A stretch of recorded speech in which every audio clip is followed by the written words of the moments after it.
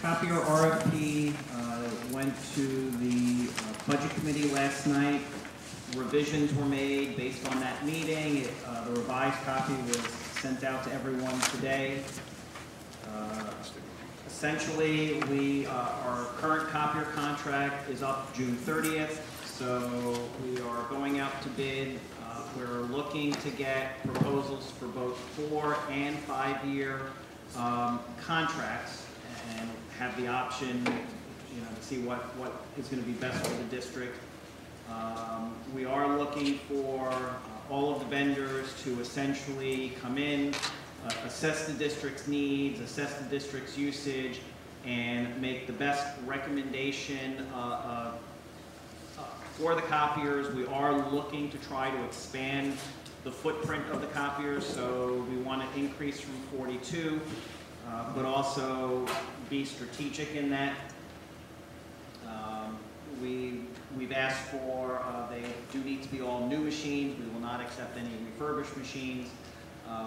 Other things we've included, the vendor will basically assist the district in packaging our old equipment and shipping it back, as that is the district's responsibility, and that cost is to be folded into the cost of the contract. But we did put in the contract that at the end of this contract, they are responsible for packing and shipping the equipment, so the board will not have that cost, or again, it's going to get rolled into the full cost of the contract. We have put provisions in for the service level agreement in terms of response time, downtime on machines.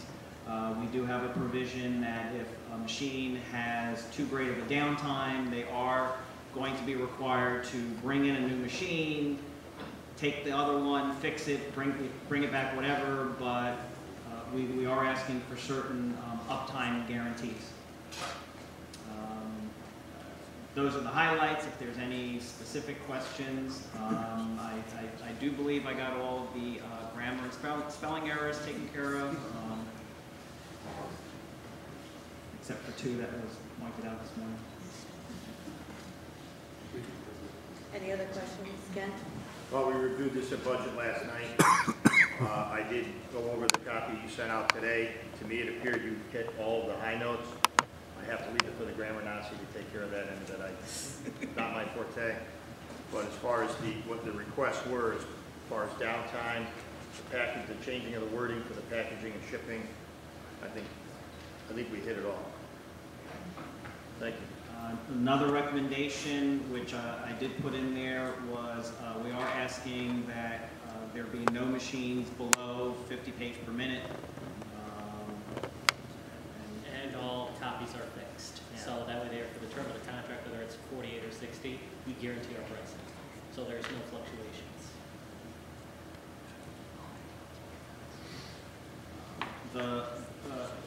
Once this is approved, hopefully it's approved tonight, we will post it on the website Friday. As you can see, the bids are due May 13th. We've already had several copier vendors contact us, and I will be emailing copies to all of them. We will be placing an ad in the Republican American. In addition, next week Hasbro is having its annual vendor show, and typically most of the state vendors, copier vendors at least, show up. So anybody that I hadn't emailed it to, I'll make sure they get a copy next week. So we will make sure it gets out to a wide range of vendors. Any other questions? Madam Chair, Yes, go ahead, Doug. what do you mean by footprint, Jerry? We currently have 42 copiers in the district, and we have machines in certain places in the building. What we're hoping to avoid is ideally we want to add some copiers, so grow from the 42 to 46, 48. We'll see how creative the vendors can be.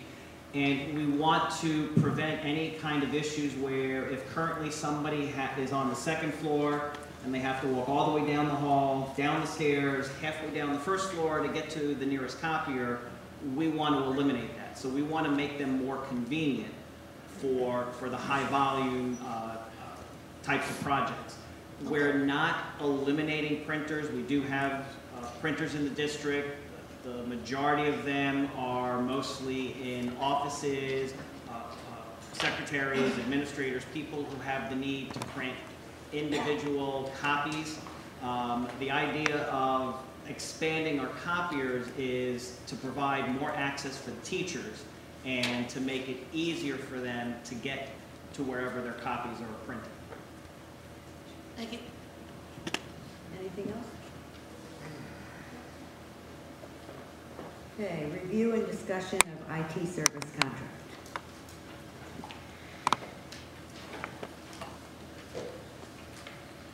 Okay.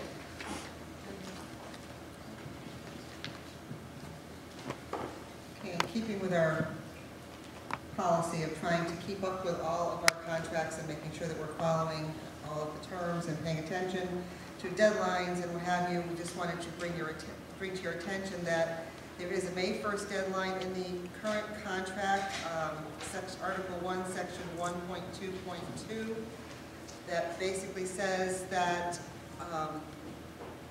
the contract terminates on June 30th, 2017, unless it's terminated sooner. And if we decide to terminate it sooner, which means the termination will be effective on June 30th, 2016, that notice would have to be sent to the vendor no later than May 1st, 2016. So I need to know the board's pleasure on that. The second piece is Section 1.2.2.1, which says that if we don't give notice on June 1st that we're not extending the contract, that it will automatically extend through June 30th of 2020. So that notice is due by June 30th.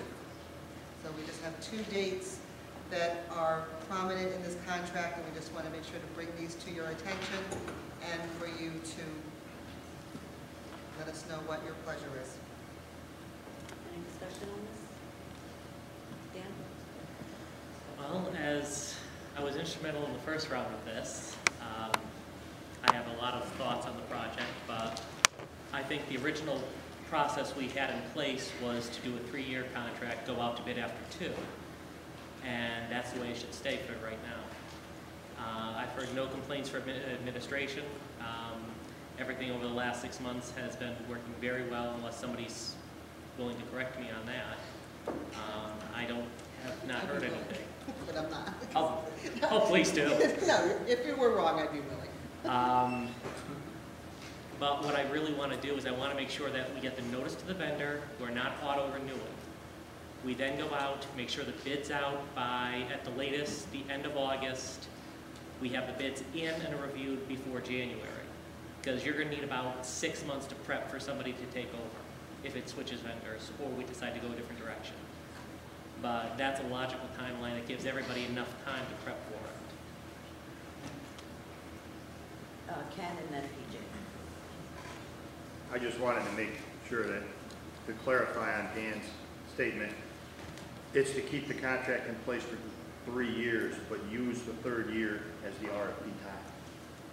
Correct. Contract terminates on the standard for June 30th, 2017. They're not auto-renewing. And I would just think, and I would just caution us with all of the vacancies that we have right now. We do not have 90% of our Pigeon Avenue staff in place for next year. I think if some consistency would be nice to just get through this year, notify of a non-automatic renewal for June. But I think it would be too much to try to take that on, along with the whole special ed department, the superintendent position, the secondary education principal positions. I just think it's going to be. PJ? Yeah, I'll throw the dissenting opinion in there. So I've lived under this contract. I've worked under it in the buildings. Let me describe how it works as a user of somebody who has to use this. Everyone has a home computer. Everyone knows that if you have Microsoft Word on it, if you have any program, your web browser, all the various types of programs that you use on a daily basis, they have updates that come out periodically. A couple, 3 a month. Under the current provider, what ends up happening is you have to, the individual user, 400 teachers plus administrators, have to put in tickets for each one of those individual upgrades. Yeah, correct. It's not done automatically. So a notice will come up, and if I want my voicemail provider, I have to put in a ticket to India, takes over my, calls back, takes over my computer, does it. So 2 and 3 a month, 400 people, 1,000 tickets a month, at least by the users, just to get normal service.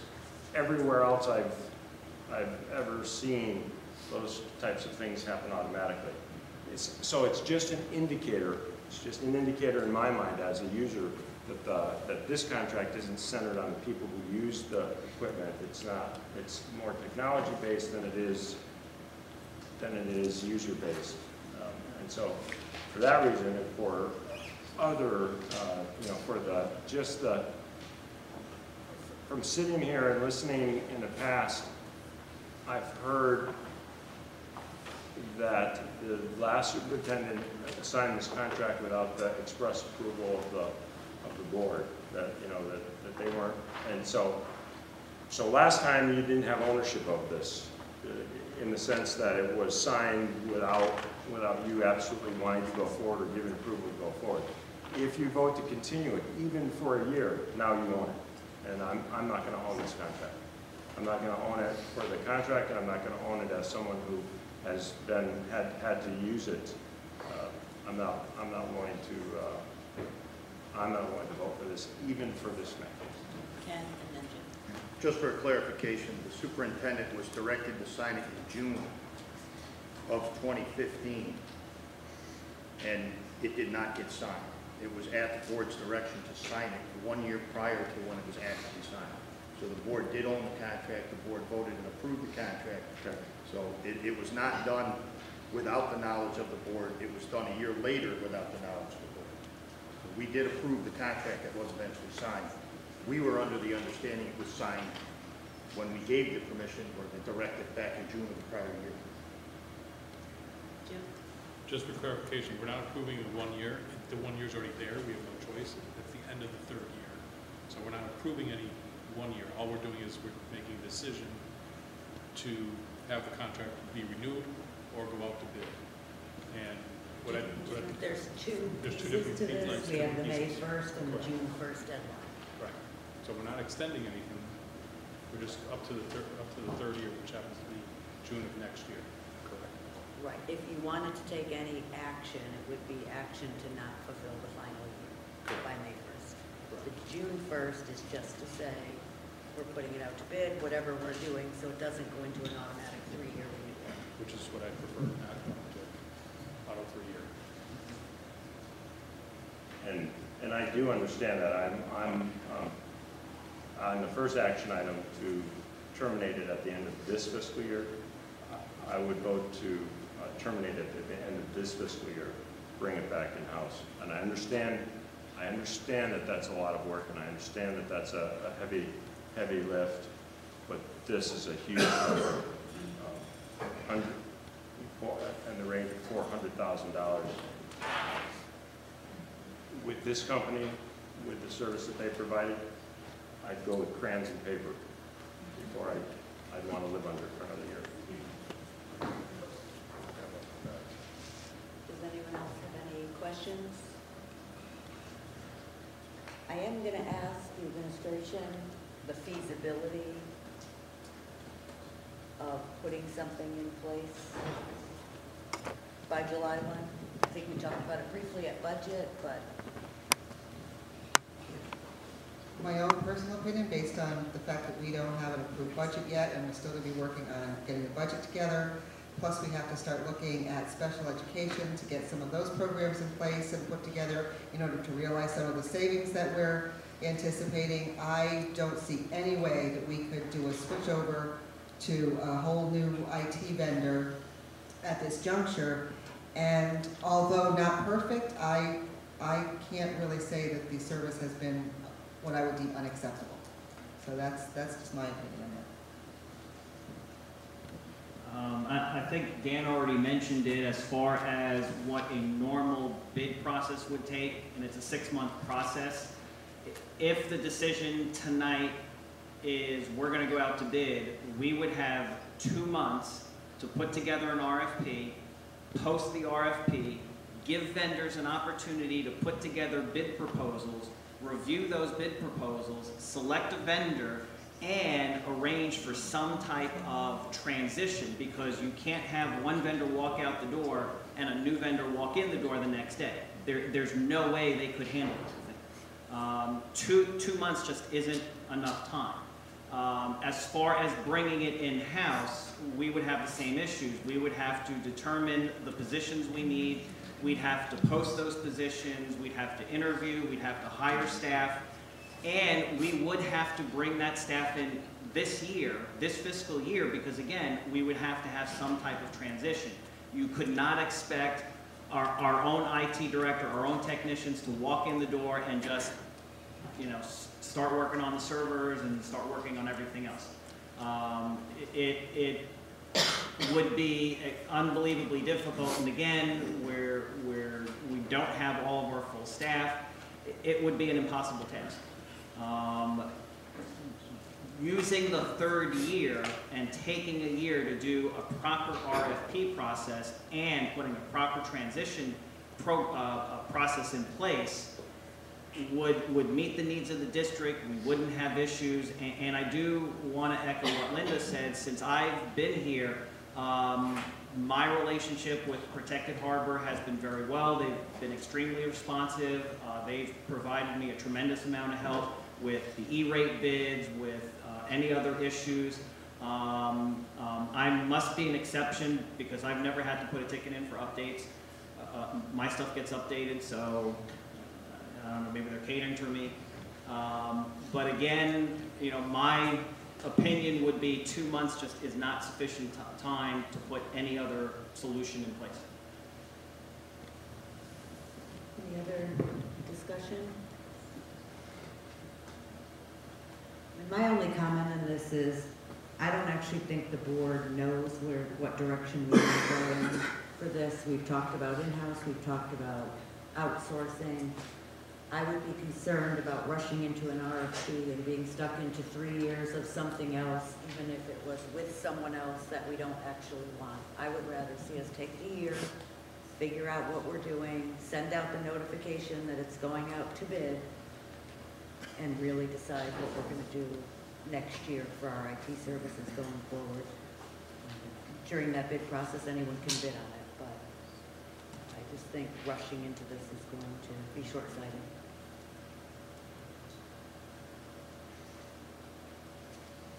Any other discussion on this item? Okay, update of the interim superintendent status. I had a discussion today, and the state has assured me that we will have an answer in 7 days, but not today. So we can either, I know everyone had the week off next week, but we can either decide tonight that we want to act without waiting for the final decision from the state, or we can wait till we get their final decision next week, which they have guaranteed we will have a decision next week. Discussion? What is that decision? What is it? To continue Ms. Reitman on as our interim for one more year. 1 more year. While we search for our permanent superintendent. At this point, what's another week? Yeah. I mean, if they promised an answer, although they promised before, Well, they never promised a definitive a definitive window. promise, okay. They just said we'll get back to you. And they did request some additional information last week that they were provided with. Dan? As much as I like Linda, hopefully the state gives us the go-ahead, but I'd rather start the ball rolling now. Because in 7 days, if they come to us, that means we're less than 60 days out. I don't even know how we do it in 60 days. But at least if we take the next 7 and start the ball, and take a look, it at least gives us a fighting chance. Plan for the worst, hope for the best. Jess, then PJ. Can we start the ball rolling, and then if we hear back from the state, pull it back? I mean, we can post something, and then if the state says that Linda can stay on, then we take down the posting. So that we are planning for the worst. Are we allowed to do that? Can, PJ. can I suggest that perhaps a week is about how much time it would take to actually probably put the posting together for us to look at? So if you come back in a week and we don't have, and we have a negative answer, at least you've used this week to, boom, you push the button and send.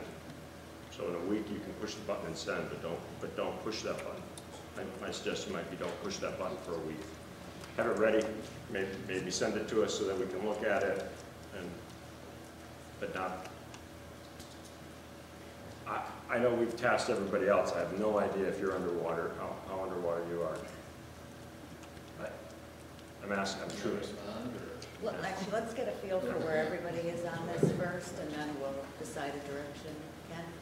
I'd hate to see Joe cramped over his computer for a week waiting to hit that button. It'd be bad for your back. I would get the ball moving, and then you can get the answers that way. You can always pull a posting off. I would get the ball rolling now. Because like Ken says, if we can all hope, if we find out that from the state that Linda can't continue, we can always pull the posting off. Jim? I like Peter's idea. I mean, we can start the paperwork, so we do have the RFP, everything ready, for the job description. So it's ready to go in 7 days. I agree. Plan for the worst and hope for the best. Ellen? Are we posting for an intern or a full superintendent? Well, it could be full. It would be what? False. We wouldn't be looking for an intern. We'd not Another intern. intern, we're looking for a full. Yeah. That's what we'll be posting. I'm not in support of looking for the full. We don't even know what we want for the full. We haven't done a committee. We haven't talked to the public. We have no idea what we're even looking for at this point in a permanent superintendent. Ken? I thought the board had voted to keep an interim for 1 more year and then go up. It wasn't unanimous, but there was a vote Right. to stay interim 1 more year. PJ? I'm just trying to understand the lunacy here. So the state can say no, that Linda cannot continue as our interim, but then we would just be able to pick a different interim for a year. Right. Yes. And we wonder why the state says, okay.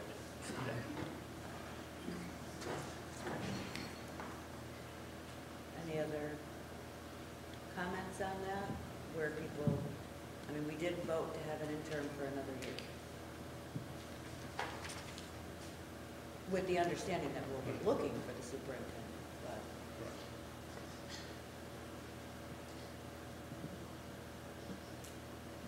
And I do have to echo your comments. We do have a responsibility to the community. They've been very vocal about wanting input. We do have to take that time to solicit their input. So that's important. You know, and there is a budgetary impact to this decision. If Linda stays on, she has agreed to waive any increase to the salary. If we're looking for an intern that is not Ms. Wright, we're going to be paying a much higher rate than what we're paying. So for a lot of reasons, we need to get this resolved. And not to discredit, you know, we're working hard to get this to work, but, you know, ultimately the end decision is in the hands, so we'll see. So if you guys want to schedule a meeting, I can have Joe begin to work up a description for an interim superintendent, and we have a meeting next week with the final answer of what the decision from the state is and how we move forward. PJ? You know, and you are right, we are looking for another interim. There are a pool of people who do this, you know, the interim superintendent. The week isn't really gonna matter if we're going forward with it for an interim. There are retired people that are out there waiting to do a year gig. The big issue that we're gonna have is the state passed that new regulation of 45%, that a retired superintendent can only work 45% if they're collecting pension. Which for us is going, and I think the theory was to avoid double dipping. The problem for districts is that means we have someone a couple days a week or someone for a couple of months, which I don't think is what we want. So I think we're gonna have to look at surrounding states, Massachusetts, because they don't If they're have out a of state, they can work 45% rule. full-time. Yeah, once again, the lunacy of the rules. Okay, got it. So that'll be problematic also for us. Question, if we have another interim, if Linda doesn't get it, we get another interim, and we have that interim work full-time, say through January, so that person caps out the salary, would that give us enough time to hire a permanent in January? The question I would have is, who are you getting if they're leaving their district and coming to you in January? You know, We don't- if you're leaving your district in a lurch right at the start of budget season, I would be concerned about entertaining a candidate like that is willing to do that. Ken? Now I have two questions. Sorry, Ken. No, I would never want to see a new interim or a new superintendent start on the first day of budget season. Nope. And if, what's that? So we did it to Linda, No, she came in July. This was the never. And then spent all year doing it. But I would, at this point, I think, go in a week. They said you'll have an answer by the end of next week, or you'll By have an next answer in 7 Tuesday. days. right next Tuesday. Well, if you have that kind of committal, you can schedule something.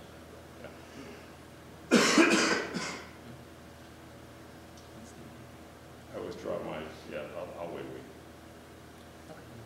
So we'll set something up for next Wednesday night? Wednesday and Thursday, Joe's trying to schedule the secondary interviews for, you have the interviews scheduled for next Wednesday and Thursday, 27th, 28th, Oh, at night, from 3 to 7. 3 to 7. Okay, but we could probably do it after. 7:30? 7:30 next Wednesday night? And we can cancel. Yeah, we can get back cancel. to the state. Wednesday? Next Wednesday at 7:30. Oh, That's the 27th, I it's your know, birthday. that's all right. We'll bring a cake and sing. My You son's need, birthday you need too. 2 cakes, it's my birthday next week, so, Is it? yeah, that's Tuesday. Leave the trick handles behind this time though. I'm not Someone eating did anything that. you guys make. Thought we were gonna need 911. Okay, mitigation plan 2015, 2016. Ken, do you want to give the overview? of what- Sure. You took this. No, give it up with the action. Oh, okay. Just an update of what the budget committee discussed last night. The administration gave us a updated, as of April 15th, financial position. Our projected deficit at this point is $653,332. We have funding source possibility, or sources of funding. There's the $144,190 for the cafeteria employees' benefits to be moved. That's something that happens, it just happens later. I did hear from the city, and they did authorize or they did agree that we are owed the $299,316 in excess costs. They also did acknowledge that they were paid in our ECS payments, $117,524 of leftover or excess cost that was not given to us last year. So they have also agreed that we are owed that. We had the $20,000 that was on our original proposal for the contingency at Vogel Wetmore, and that brings us to No, where did it bring us? I lost my paper yesterday. But that brings us just short of where we need to be. We have a capital project for the ADA project of $350,785. Now, that we could use a portion of to meet the $653,000 deficit. However, there is $193 and $193,259 that is in ECS money. That's old timers, I'm telling you. He only owes $193? And that $193,000, if it is received, which we find out on April 30th is when it is slotted to be paid from the state, if that, happens, we wouldn't have to touch the ADA project. We would have enough to cover our deficit. So as a budget committee position, we've agreed to wait until we find out if the state gets that or to the city, the 193.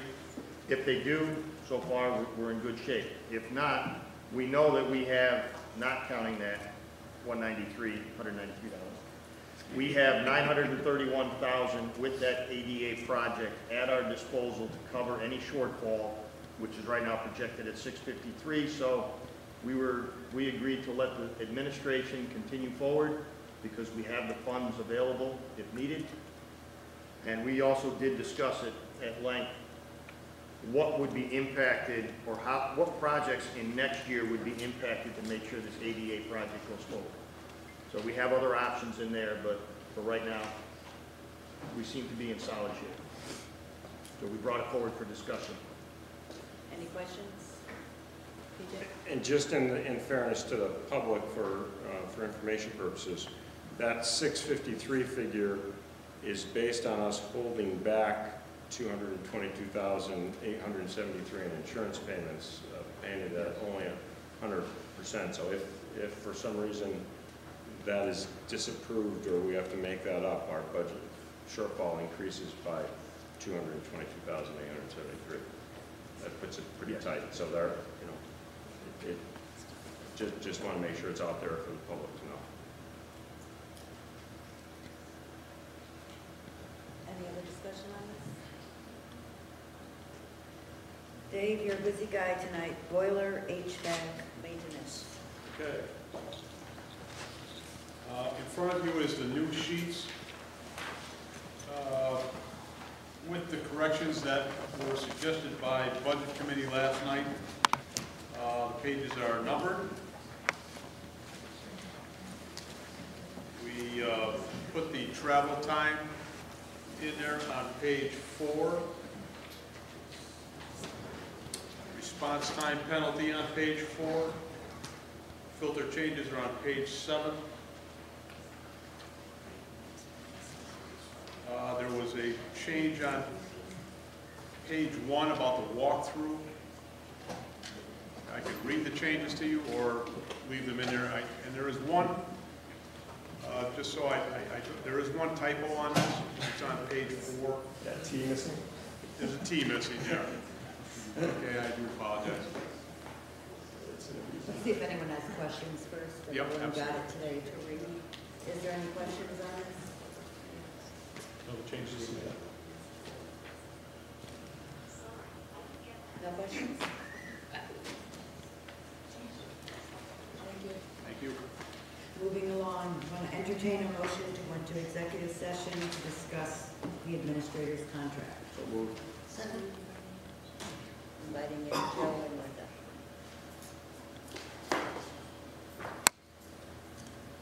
All those in favor? I'm going to go, You want to lock it? Eric.